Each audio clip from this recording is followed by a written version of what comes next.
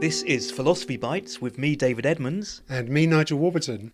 Philosophy Bites is available at www.philosophybites.com. In the brave new world of AI, predictions are increasingly shaping our lives.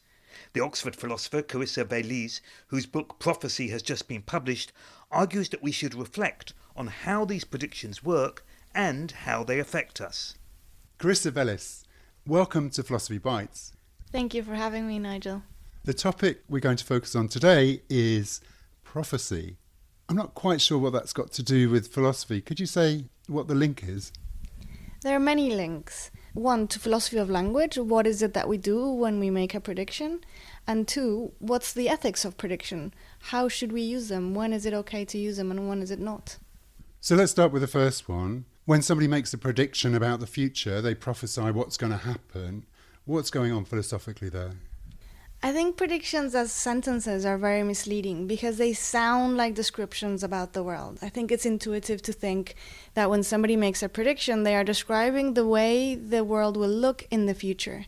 But actually, when you assess how predictions are used in the public sphere, you realize that very often, and in particular when it comes to social predictions are closer to verdicts or commands. So, for example, when a tech executive says, "Tomorrow we will be using AI for everything and everywhere," he's not trying to figure out how the world is going to look tomorrow. He's trying to get you to act in a particular way. He's telling you, go out there and buy my AI and fulfill my vision of the world, the one that happens also to line his pockets. So we're confusing sometimes prophecy with a sales pitch. Yes, but also with orders. And when we believe a prediction unreflectively, it's closer to obeying an order. Couldn't it be the same thing, though? The tech executive might genuinely believe that the future lies where they think it lies, and they're telling you something true they believe about the future, and it also happens to line their pocket. It could be that they believe it, but sometimes predictions have this effect of becoming self-fulfilling prophecies, even when the person who utters the sentence doesn't intend it to be that way. So, for example, I might believe that my student is really bad. And I might tell them, I think you're going to do terrible in this exam. And it might be that that sentence itself influences the future in a way that they do have a very bad exam. The interesting thing about self-fulfilling prophecies is that they are something like the perfect crime, like a murder weapon that disappears upon striking, because they don't create error signals. We never get the data of how that student would have fared had I encouraged them rather than told them a very bad prediction. So prophecies can be true, but in the case of self-fulfilling ones, they can actually cause the event rather than be something outside that chain of cause and effect, just an observation, but they look like observations. Exactly. The link between the philosophy of language and the ethics is that when it comes to predictions about anything having to do with the social world, the prediction itself tends to affect that which it's predicting. And so even if you get an accurate prediction, often it's at the cost of creating the reality you're purporting to predict. One interesting example is that there is a particular day in Japan that is considered to be a bad luck day. And this is cultural. And that day, more people die, even from natural causes, than any other day, but it only happens in Japan. Our psychology affects us. It affects how we eat, how much stress we have, how we interact with the world. And by changing expectations with a prediction, you can change reality. This phenomenon can be seen also in the financial world. A financial agency making a prediction that a company or even a country will do badly can be enough for investors to flee and make it go badly. Are you saying that all prophecy has this tendency to be self-fulfilling? Because that would be quite a useful thing to know. I could start making all kinds of prophecies that serve me very well and achieve lots of things I want to achieve. Not all prophecies. If I make a prediction about the weather, it's not going to influence whether it rains at all.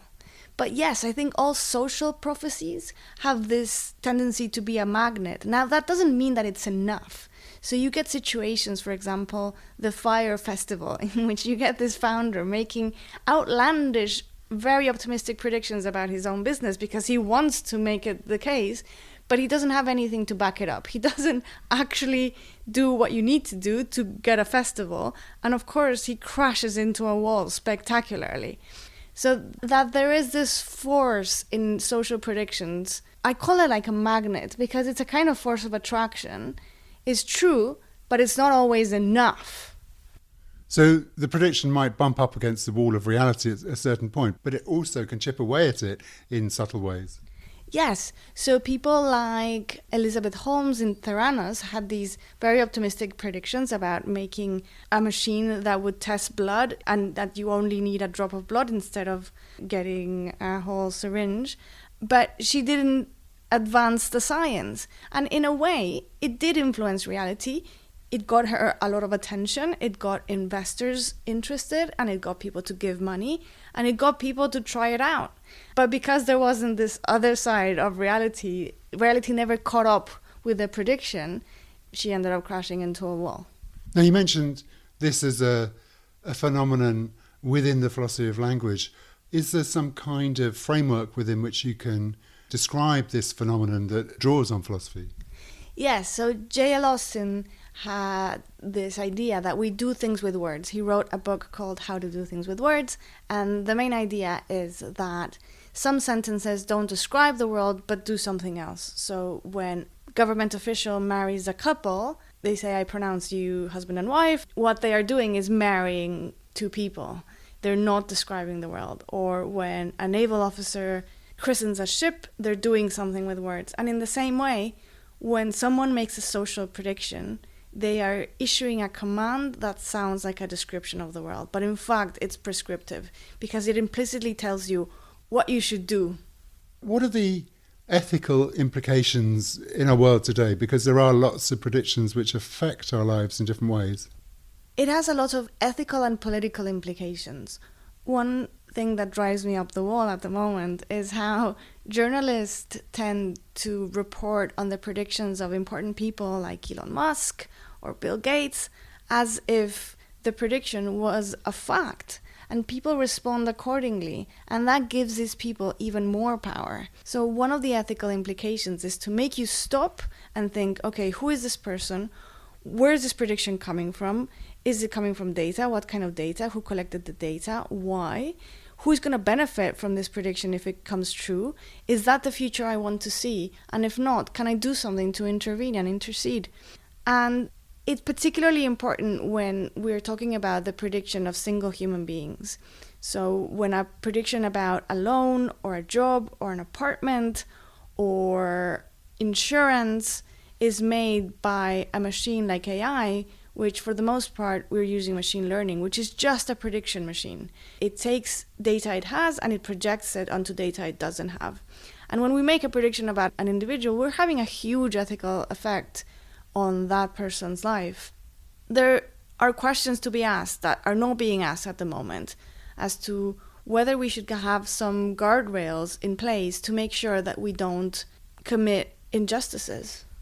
So there are two things there. First of all, you were talking about the exaggerated influence of some very powerful people in the tech world. And the second thing that you were talking about was the way in which the algorithmic world affects the lives of ordinary people in terms of bank loans and possibilities of getting a job, being shortlisted for a job or whatever it is. Let's take the first one, the exaggerated importance given to somebody like Elon Musk. David Hume is really interesting in his essay on miracles about our willingness to believe in unlikely things. And Elon Musk is famous for his talk about why we need to move to Mars and how we're going to get people to live on Mars, and seems to have taken a lot of people along with him. Perhaps you could say something about that. Yes, that's one example among many. But you might have the effect of people giving up on Earth and thinking that, well, we've messed this up, but we're going to do it better in Mars. It might be completely unrealistic and just making things worse because people are not taking care of Earth as well as they should and could. And if people were to be taking better care of Earth, we would probably fare a lot better than the prediction of Elon Musk. For me, channeling huge resources into polluting industries which will power rockets to go that far, which could only take a tiny fragment of humanity there, rather than trying to deal with the climate catastrophe we've created on Earth, seems a perverse way to go. But you're suggesting there's something about his position as a tech big guy and the richest person on Earth that gives him some kind of better insight, apparently, in the wider world than he deserves. Absolutely. And we've seen this for a long time. People who had access to the Oracle of Delphi or to the astrologer in turn or to Rasputin were given more credence. The Mars example might be more of a niche example, but how many tech executives have we heard saying that we shouldn't worry too much about climate change or anything else because AI is going to solve everything? And we're putting all of these resources in what essentially is a promise that hasn't panned out for decades. So could you rephrase those kind of prophecies as gambles rather than prophecies? Yes, it's very important that we do, because at the moment, I don't think we're understanding how much of a gamble this is. We are taking it as if it was a fact. I am so surprised at how many high-level debates I have on stage with people when I criticize something about AI, and in all seriousness, they say, oh, but AI is going to fix that. It's going to get better. It's not going to have that problem in 2 years. All these kinds of predictions that are essentially wishful thinking. When are we going to learn that this is a gamble? And when are we going to appropriately assess how risky this gamble is for democracy, for ecology, for all kinds of implications, including justice? So let's go back to the issue about justice. Let's say you apply for a loan. I'm the bank. If I have very clear criteria of what you need to get that loan, you can challenge me if I'm wrong. So if I say, Nigel, you need X amount of pounds for me to give you that loan, either you have them or you don't. If you do have them and I made a mistake, you can show me that you have them and I can change my decision. But if I reject a loan application that you make on the basis of a prediction, there's no way you can contest it because it's not a fact and therefore it cannot be false. It's unverifiable and unfalsifiable. And we are using predictions in all these contexts of the justice system, of loans, of jobs, in which we tend to think that it should be about merit, and we're essentially undermining due process. Isn't this just a question of the weighting of probabilities? Although you can't be certain that I won't have enough money in the future to take out this mortgage or whatever, it's based on probability. And there could be quite a high chance that that is true. And there may be victims of that system. But for a company, it makes sense. This is what insurance is based on. You assess the likelihood of outcomes. It's not that every outcome has an equal likelihood. Yes, it makes sense for a company, but it doesn't make sense for society. And society is made up of citizens and companies. And in the end, if we undermine the principles of justice, companies will suffer for it as well in the future because we are taking on a lot of risk. Take the case of insurance. It makes sense for every insurance company to be very risk averse. But that would make essentially many individuals uninsurable. And if you have many individuals who are uninsurable, they will shoulder a lot of risk, which in the end is going to lead to something like the financial crisis of 2008. And then everybody suffers with them.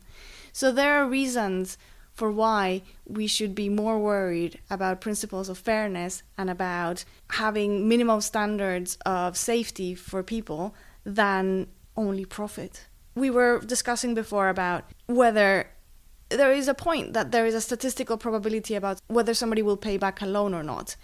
But that accuracy gets gravely affected when you don't give the person a loan, because the data that will get produced from that decision will validate your decision that that kind of person would not have paid back the loan. But you didn't give them the opportunity, and so you further push them into economic disadvantage. So you get these cycles, these vicious cycles that confirm your data, but at the price of you influencing it to go that way. We are making predictions about 20 years, 50 years, 1,000 years sometimes in the future. And one of the concerns is that the future is utterly unpredictable. And not only that, but the most important events are the ones that are most unpredictable. And that kind of mentality and calculation will justify absolutely anything. So one very good example is effective altruism. It's the kind of mentality that does what we were talking about, how Musk is projecting into the future and thinking about Mars. Well, effective altruists are thinking about what the world is going to look like in 1,000 years. And they're projecting a population of trillions of people. And because trillions of people outweigh the benefits of billions of people who live today, we should prioritize those trillions of people according to effective altruists.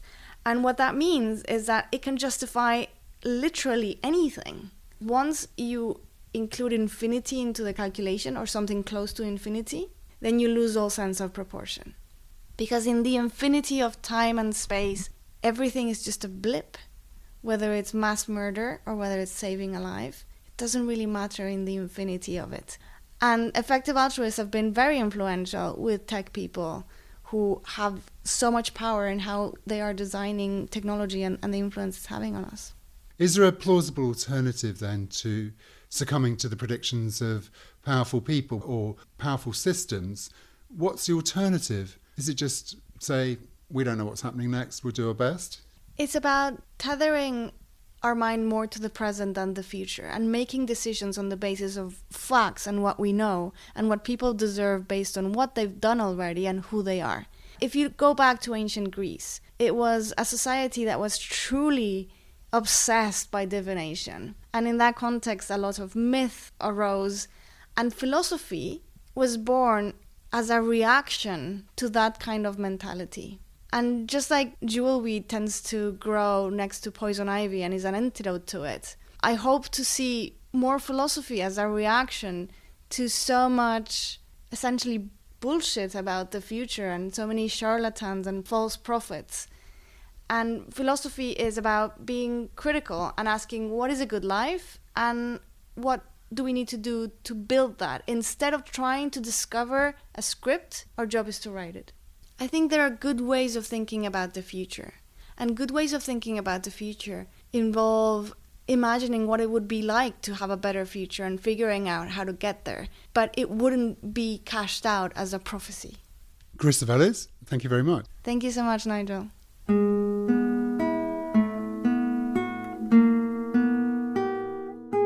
For more Philosophy Bites, go to www.philosophybites.com. You can also find details there of Philosophy Bites books and how to support us.